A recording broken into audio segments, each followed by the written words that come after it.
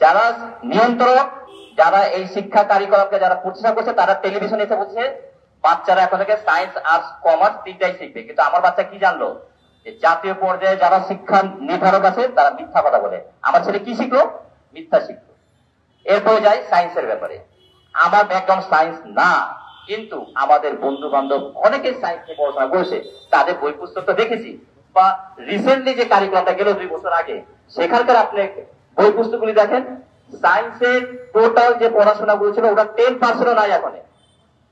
আর আর্টসের অবস্থা একই, সব মিলে জলকিছুর অবস্থা। এখন এই বিষয়টা নিয়ে যখন আমাদের অভিভাবকরা যখন প্রতিবাদ করেছে 2023 সাল থেকে, তখন থেকে আমরা দেখেছি যে একটা গোষ্ঠী যারা এই নতুন কারিকুলামটাকে আনতে গিয়ে তারা লাভবান হচ্ছে, তারা আমাদের অভিভাবকদেরকে অপদস্থ করার জন্য, হয়রানি করার জন্য তারা মরিয়া হয়ে উঠেছে।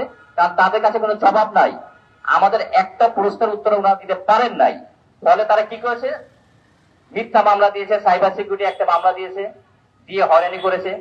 আমি এই ভিকারুন্নেসা নূন স্কুলের সামনে থেকে এই অভিভাবকদেরকে আজকের আয়োজনের জন্য ধন্যবাদ জানিয়ে, এবং সেই সাথে এই কারিকুলামকে বাতিল দাবি করে, এবং যে সমস্ত অভিভাবকদের নামে মিথ্যা মামলা দিয়ে হয়রানি করা হয়েছে এবং এখনো হয়রানি চলছে, সেটা অবিলম্বে এই ধরনের হয়রানি বন্ধ করার জোরালো দাবি জানিয়ে আমি আমার সংক্ষিপ্ত বক্তব্য শেষ করছি।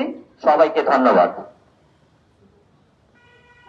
বন্ধুগণ, ভিকারুন্নেসা নূন স্কুলের সামনে স্কুলের অভিভাবকদের নিয়ে আজকে এখানে যে কর্মসূচি আমরা পরিচালনা করলাম, সেটাকে এখানে সমাপ্তি ঘোষণা করে সচেতন অভিভাবক সমাজ যে আন্দোলনটাকে জারি রেখেছে, সেই আন্দোলনের সাথে সংহতি জানিয়ে ভিকারুন্নেসা নূন স্কুলের অভিভাবকরা আজকে এখানে দাঁড়িয়েছেন। আপনারা তাদের বক্তব্যের মধ্য দিয়ে শুনেছেন আসলে তারা যে কথাটা বলতে চেয়েছে যে শিক্ষার আর্থিক দায়িত্ব মূলত রাষ্ট্রকেই নেওয়ার কথা ছিল।